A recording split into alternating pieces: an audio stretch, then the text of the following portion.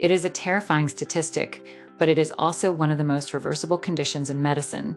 I'm talking about the morning heart attack, or what we call in cardiology, the morning surge. The truth is, your risk of a heart attack is about 40% higher in the morning hours than at any other time of day. But here is the good news. You can start fixing the underlying mechanism today and see measurable changes in your biomarkers in just a matter of weeks. I'm Dr. Olivia Carter, specializing in internal medicine and obesity medicine. Today, we aren't just talking about symptoms. We are talking about the science of reversal. Let's get into it. So, why does your body essentially attack itself when you wake up?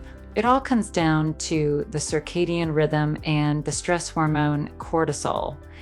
And when you wake up, your brain signals your adrenal glands to release a surge of cortisol. This is natural. This is what wakes you up and gives you energy. However, cortisol also triggers a cascade. It increases your blood pressure, constricts your blood vessels, and increases platelet stickiness. This is the perfect storm. If you have a plaque in your coronary artery, a cholesterol deposit that's been stable for years, that morning surge in blood pressure can rupture the cap of that plaque. And because your platelets are stickier in the morning, a clot forms rapidly, blocking the artery. That is a heart attack. To prove this isn't just speculation, look at the data. A landmark study published in the European Heart Journal analyzed the circadian variation of heart attacks.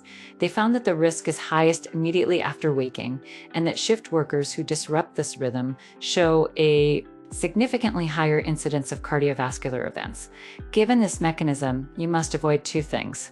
A high-sugar breakfast, donuts or cereal will spike your insulin, putting more stress on your already stressed blood vessels. Sudden, intense exercise. Do not jump out of bed and do burpees. Your blood pressure is peaking. You need to ease into the day. Instead, drink 16 ounces of water immediately upon waking to expand your blood volume and reduce blood viscosity. Now, let's look at the leverage concept. If the problem is the morning cortisol surge, the lever we need to pull is sleep quality and sleep pressure. Poor sleep increases sympathetic nervous system activity, our fight or flight system. If you sleep poorly, your baseline cortisol is higher the next morning. The lever you can pull is to lower that baseline by fixing your sleep architecture, specifically by ensuring you aren't eating too close to bedtime. A study from 2022 in the JACC showed that eating your last meal within 2 hours of bedtime increases morning blood pressure readings. Why? Because digestion requires your heart to work harder, disrupting the nocturnal dip in blood pressure. Finish your dinner at least 3 hours before bed. Your goal, 7 to 8 hours of uninterrupted sleep. This is not optional. It is a prescription. If you fix your sleep, you blunt the morning cortisol spike by up to 30%. Let's discuss the nuance because I know you've heard perd diet is bad. That is outdated medicine. Not all fats are created equal. The saturated fats found in processed meat and butter tend to increase the production of apolipoprotein B, ApoB, the direct culprit behind plaque formation. However, polyunsaturated fats, like those in olive oil, avocados, and fish, actively reduce inflammation. A comparative study you need to know is the prodiamine study from Spain. They compared a low-fat diet against a Mediterranean diet rich in olive oil and nuts.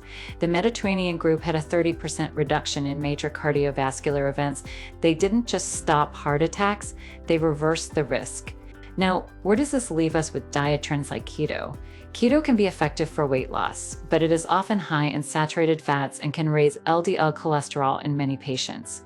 I prefer a low glycemic index, GI, Mediterranean approach. This is sustainable. It manages blood sugar spikes, which damage the endothelium, and provides the nitrates needed for blood vessel dilation. Limit anything that is white or refined because these are quickly converted to glucose. The American Heart Association recommends 150 minutes of moderate aerobic activity per week, but for vascular health, you must include resistance training twice a week. Muscle is a glucose sink. It pulls sugar out of your blood, stabilizing your overnight glucose levels and reducing that morning stress response. Finally, let's talk about supplements. We treat these as the extra help, not a replacement for diet. Specifically, I want you to look at 3 things supported by meta-analyses. 1. Omega-3 fatty acids. The REDUCE-IT trial showed that high-dose EPA, 4 grams per day, reduces cardiovascular events by 25%. This works by lowering triglycerides and stabilizing plaques. Magnesium acts as a natural calcium channel blocker. It relaxes blood vessels and lowers blood pressure. Studies show that 300 and 400 milligrams at night improves sleep quality and lowers morning blood pressure readings.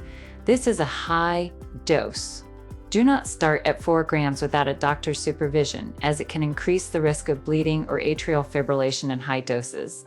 Start at 1 gigabyte and discuss titration with your physician. 2. Magnesium glycinate. Magnesium acts as a natural calcium channel blocker. It relaxes blood vessels and lowers blood pressure. Studies show that 300-400 milligrams at night improves sleep quality and lowers morning blood pressure readings. Vitamin D deficiency is linked to increased arterial stiffness. While you need sunlight in winter, a daily dose of 800 to 2000 IU is generally safe. Please get your levels checked.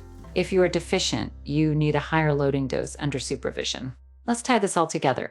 The morning heart attack is not a random event. It is a predictable response to the morning cortisol surge. If you finish dinner by 7 p.m., sleep 7 hours, eat a Mediterranean diet, and support your heart with targeted nutrients, you are not just lowering your risk, you are building a resilience that will protect your arteries. This is reversible. You have the power to change this. If you found this helpful, please hit the like button below. And if you want me to break down the exact morning routine I recommend to my patients, and let me know in the comments. This is Dr. Olivia Carter. See you in the next one.